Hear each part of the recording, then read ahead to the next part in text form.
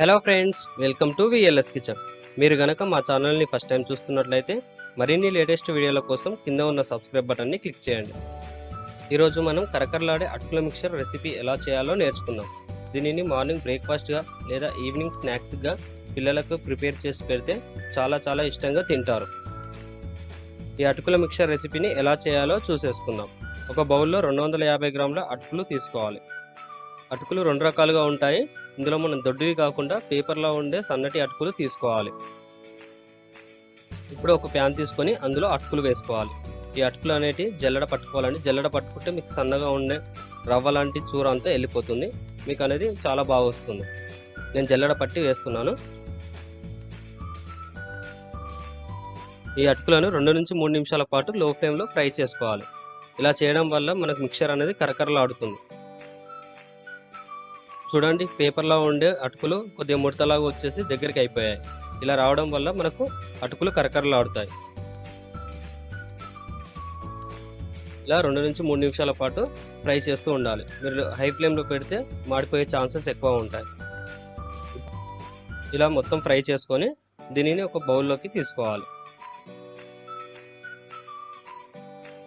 ఇలా బౌల్లోకి తీసుకొని పక్కన పెట్టుకోవాలి.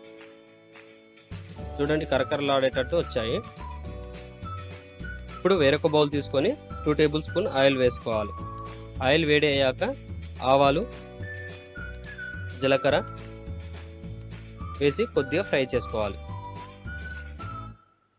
దీన్ని లో ఫ్లేమ్లో మాత్రమే ఫ్రై చేసుకోవాలండి.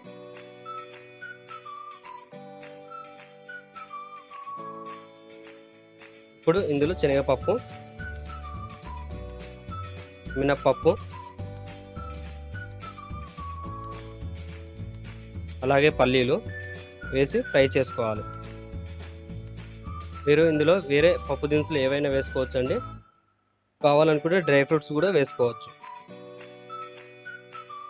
లో ఫ్లేమ్లో పప్పు దినుసులను నెమ్మదిగా ఫ్రై చేస్తూ ఉండాలి.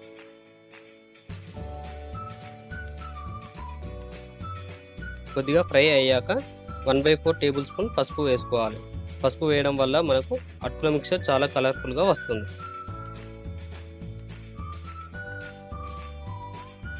ఇప్పుడు కొద్దిగా పుట్నాల పప్పు, పచ్చిమిర్చి, అలాగే ఎండుమిర్చి వేసి కలుపుకోవాలి.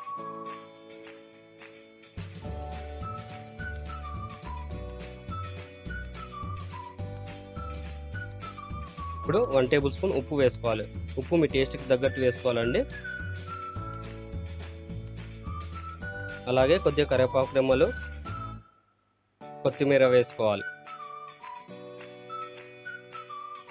ఇలా మొత్తం 2 నుంచి 3 నిమిషాల పాటు లో ఫ్లేమ్లో ఫ్రై చేసుకోవాలి.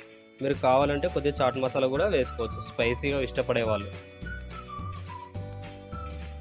ఇలా మొత్తం పోపు వేసుకొని దీనిని ముందుగా ఫ్రై చేసి పెట్టుకున్న అటుకులలో కలపాలి.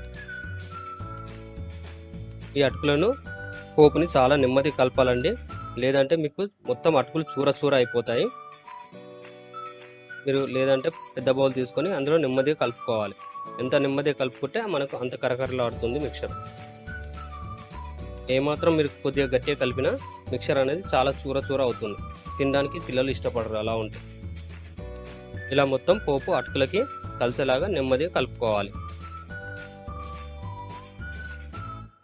అంతే అండి, ఎంతో టేస్టీగా కరకరలాడే అటుకుల మిక్చర్ రెడీ. దీనిని మీరు ఇన్స్టెంట్గా ఎప్పుడు పడితే అప్పుడు చాలా త్వరగా చేసుకోవచ్చు. ఎప్పుడైనా మీరు దూర ప్రయాణాలకు వెళ్ళేటప్పుడు ఈ అటుకుల మిక్చర్ని ఇన్స్టెంట్గా చేసుకొని స్నాక్స్ లాగా తీసుకెళ్ళొచ్చు. వీడియో మీకు నచ్చినట్లయితే లైక్ చేసి మీ ఫ్రెండ్స్కి షేర్ చేయండి. Thanks for watching the video.